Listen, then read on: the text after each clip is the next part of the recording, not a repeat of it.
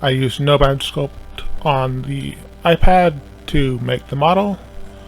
The start of the model is just laying out the basic body shape with the tube tool. I decided to make the Nemesis of Resin because I don't know why the hell I'm starting this YouTube channel.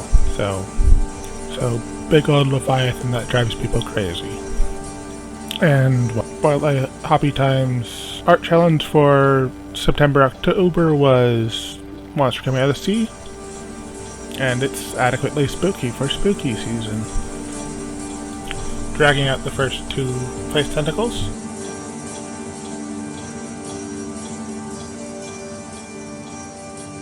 Making tentacles, but using the tube tool this time.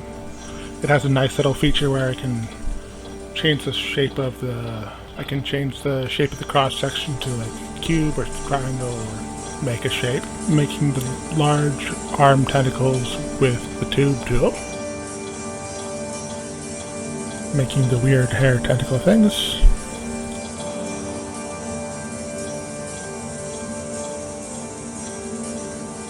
Making the tentacle hands with the tube tool and radial symmetry.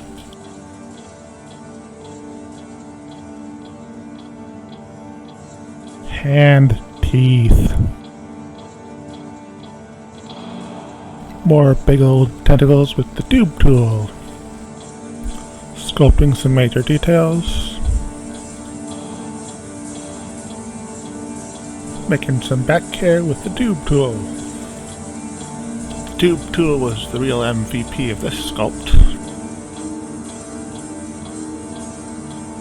Sculpting some eye holes.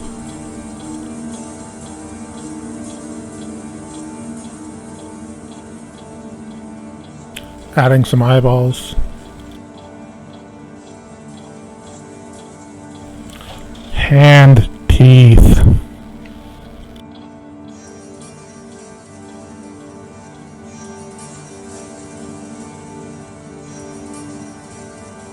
Sculpting random details all over the place.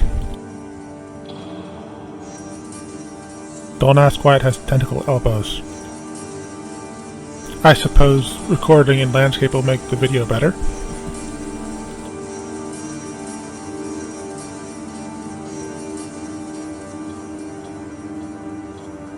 Even more texturing.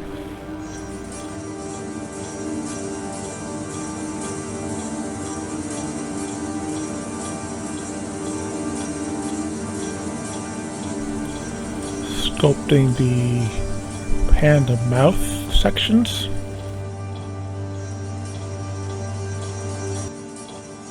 Even more texturing. So many details to sculpt.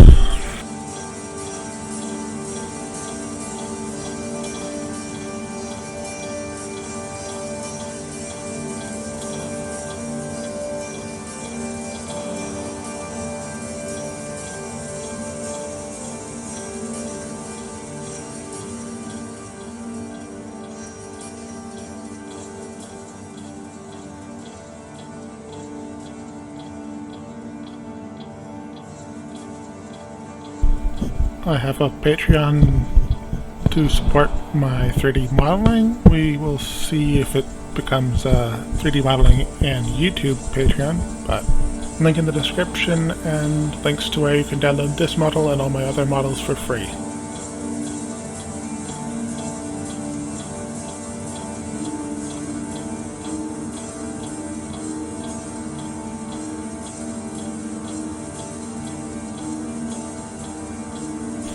Teeth.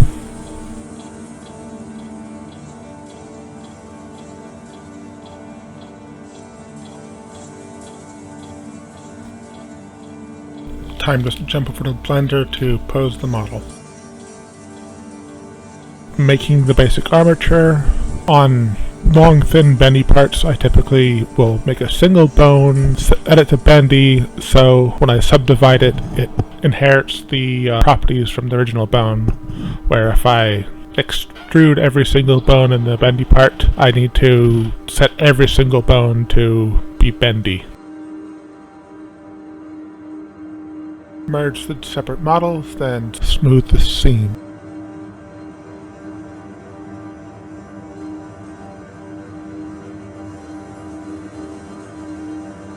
Remesh, decimate, see if it works, repeat until it does. Yeah. Remesh, decimate, see if it works, repeat until it does. Why? Remesh, decimate, see if it works, repeat until it does. Remesh, decimate, see if it works, repeat until it does. Finally. Now I can pose it. The process messed up the eyes a little bit, so I'll smooth them out now. Fresh and printed and unrinsed. It was a bit too big to print without moving the parts. There are some print failures, but those aren't really any important detail parts. I can stick part of them together, re-sculpt some like part of the tentacles, but that's in the back. Doesn't matter.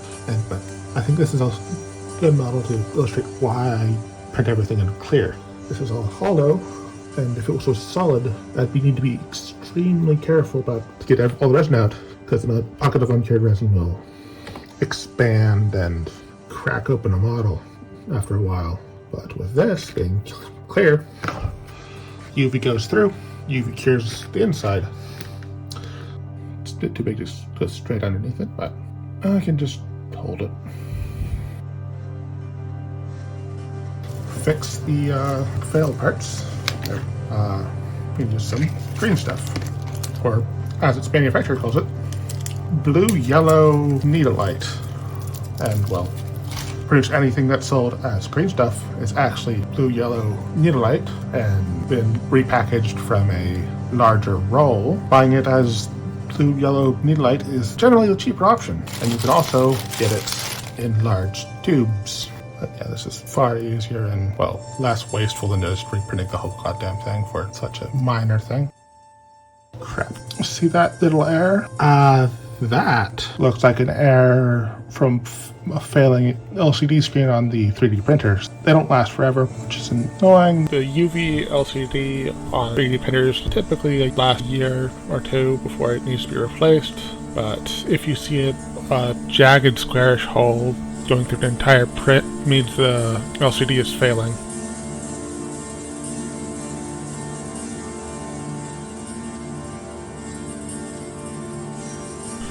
I'm going to mark out where the water meets the beach. I'm going to try to use the hot foam cutter inside my 3D printing enclosure to vent the fumes out of the house. Fan noise will be on, so I don't take cancer.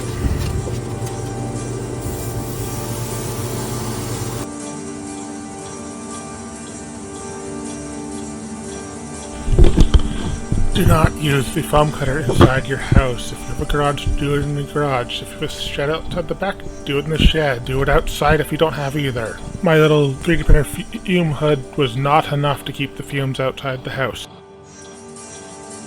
I made some homemade sculpting mold by soaking an egg carton and leaving it in a jar for way too long so it stinks. And then mixing with plaster. Fermenting the paper pulp in a jar is not recommended. Bit of a break to glue on the mountains. Now to finish applying the homemade sculpting mold.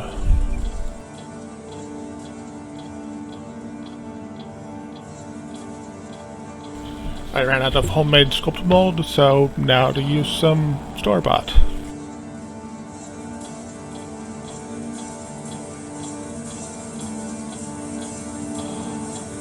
Once the sculpting mold has dried, I stipple on some light modeling paste to make the rocks nice and sharp and craggy.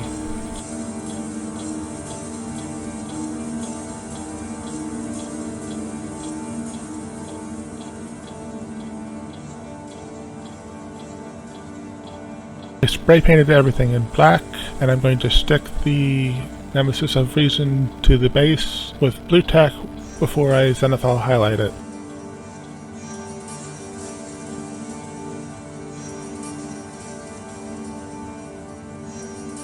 Doing the zenithal with a spray paint instead of an airbrush means there's some splatters, but none of the splatters hit anywhere where I was planning on using the zenithal highlight for. Looks like I forgot to record putting the sand texture paste on the beach and ocean floor.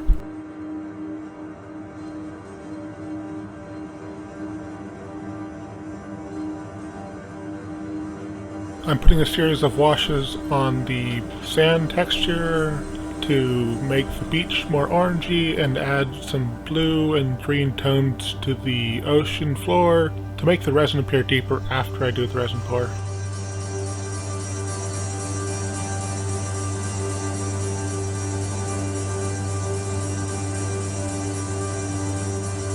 Yeah. Time to slap a yellow wash on the model and just let the zenithal highlight do its thing.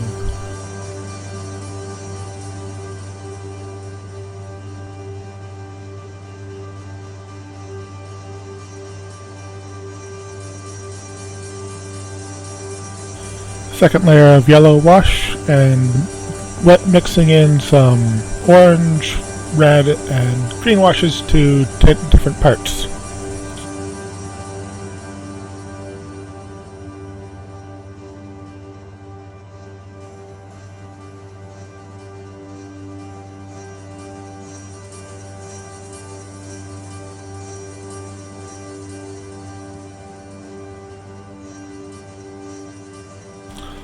Putting dark blue and purple washes on the head and tentacles.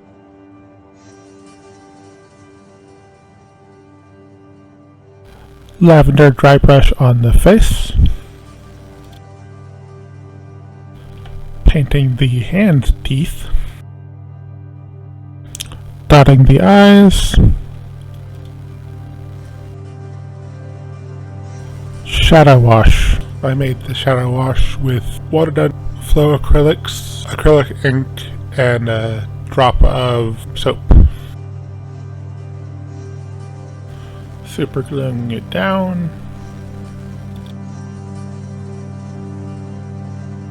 The glue I used to attach the plastic film to the sides to keep the resin in. It was taking too long to dry, so I added some 3D printer resin and cured it, just so I can get this done faster.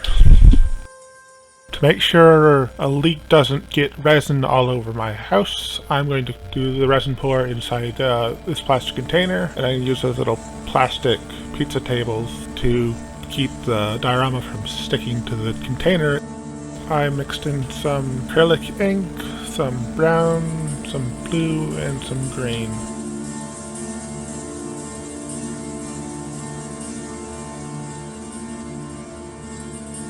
This is kind of a test diorama because this is my first resin pour. Probably shouldn't be so big, but let's go for it and see if the resin gods smite me for my hubris.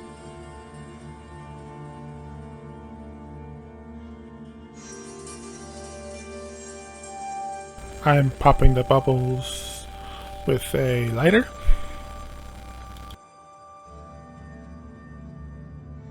Now that the first resin pour is mostly cured, I'm going to add the second layer.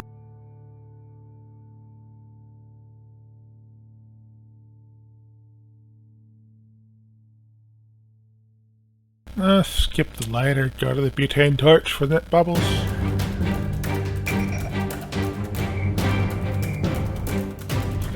No leaks! No uncured resin. Just some bubbles, but they're small and hard to see. I knocked some of the tentacles off, so I'm gluing them back on. I'm going to use some thick acrylic medium to make the larger waves.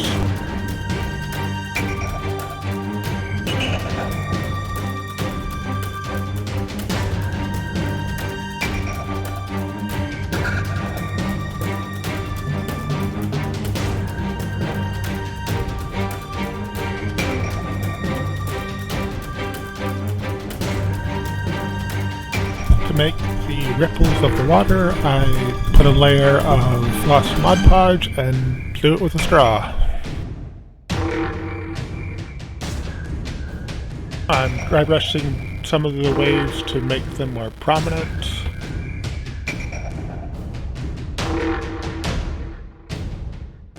I'm adding some Vallejo snow texture to the largest waves and where there's a large amount of disturbance in the water to add more depth to the foam.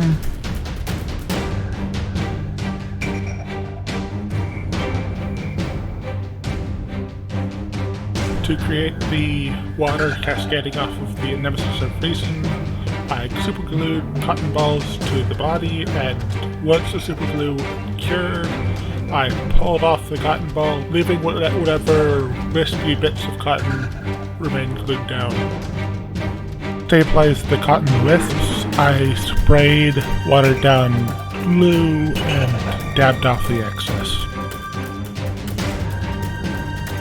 Cleaning up the edges with some ultra black craft paint.